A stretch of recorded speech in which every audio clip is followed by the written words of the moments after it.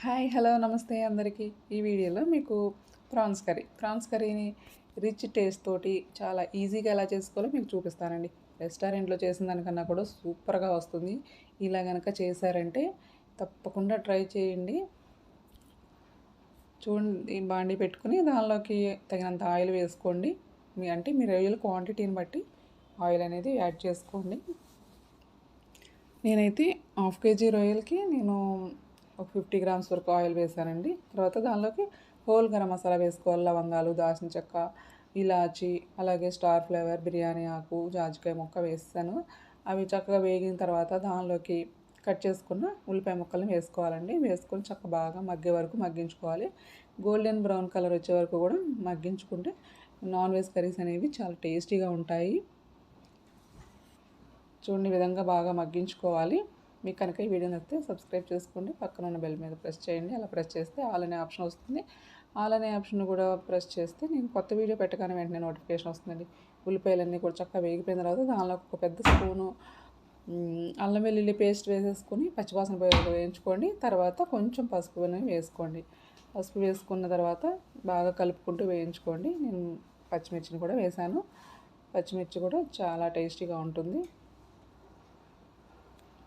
దానిలోకి రొయ్యలు కూడా యాడ్ చేసుకోవాలండి. రొయ్యలను ఎప్పుడైనా కూడా ఒక 4 సార్లు పసుపు ఉప్పు వేసి బాగా కడిగి ఆ రొయ్యల్ని మనం వండుకోవాలి.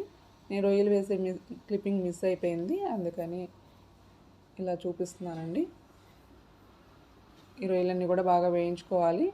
హై ఫ్లేమ్లో పెట్టుకుని వేయించుకోండి. హై ఫ్లేమ్లో పెట్టుకుని వేయించుకుంటే త్వరగా మగ్గుతాయి. రొయ్యల్లో ఉన్న వాటర్ అంతా కూడా బయటికి వచ్చేస్తుందండి. వాటర్ అంతా కూడా ఎగిరిపోయే వరకు కూడా మనం వేయించుకోవాలి. తగినంత ఉప్పును కూడా వేసేసుకోవాలి.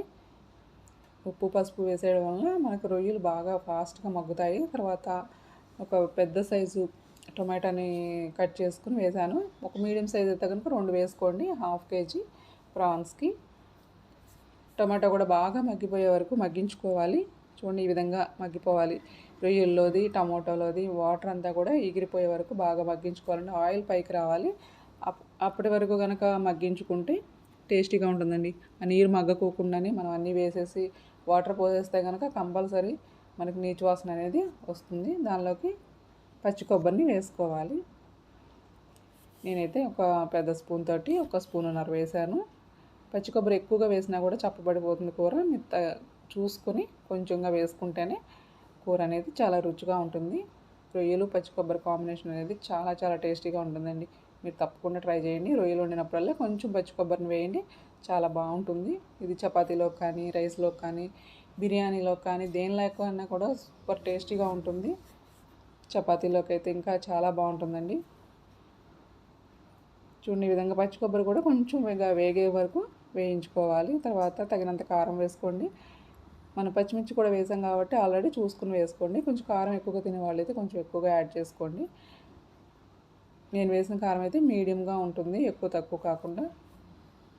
ఇవన్నీ కూడా బాగా కలిసే వరకు వేయించుకోవాలి.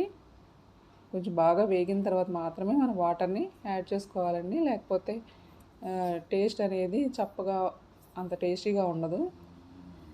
మొత్తం అన్నీ కూడా బాగా వేగి ఆయిల్ పైకి వచ్చే వరకు వేయించుకున్న తర్వాత వాటర్ పోసుకోండి. వాటర్ పోసుకొని ఫ్లేమ్ పెంచుకొని కొంచెం ఉడకనివ్వండి. వాటర్ పోసిన తర్వాత సిమ్లో కనుక పెడితే కొంచెం చప్పగా అనిపిస్తుంది. అందుకని చెప్పి నీరు పీల్చేస్తుందండి ముక్కలు. అందుకని హై ఫ్లేమ్లో పెట్టాలి. కొంచెం బాగా ఉడుకుతున్నప్పుడు మీడియం ఫ్లేమ్లో పెట్టుకుని మూత పెట్టుకుని ఒక 10-15 నిమిషాల వరకు మగ్గించుకోవాలి. తర్వాత దీనిలోకి మసాలా పౌడర్ని యాడ్ చేసుకోవాలండి. నేను ధనియాలు, జీలకర్ర, అలాగే గసగసాలు, దాల్చిన చెక్క, స్టార్ ఫ్లవర్, ఇలాచి, జీలకర్ర అన్నీ కూడా వేసుకొని ఫ్రై చేసి పౌడర్ చేసుకున్నాను. ఆ పౌడర్ని దీనిలో యాడ్ చేశాను. ఇదే చికెన్ కర్రీస్ కూడా వాడతానండి. చికెన్ కర్రీ కూడా చికెన్ మసాలా అని మన ఛానల్లో వీడియో ఉంది, తప్పకుండా చూడండి. పులుసు అంతా ఎగిరేటప్పుడు దానిలో కరివేపాకు అలాగే పుదీనా వేసుకోండి.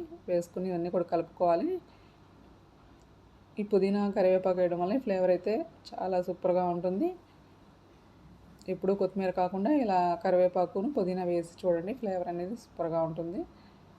అంతేనండి, ఎంతో టేస్టీగా ఉండే రొయ్యల కూర తయారైపోయింది. తప్పకుండా మీరు కూడా ట్రై చేయండి. ఎలా వచ్చిందో నాకు కామెంట్ సెక్షన్‌లో కామెంట్ చేయండి. మీరు కామెంట్ చేస్తేనే కదండీ నాకు ఎలా ఉందనేది తెలుస్తుంది. Yummy yummy tasty tasty prawns curry ready. Thanks for watching.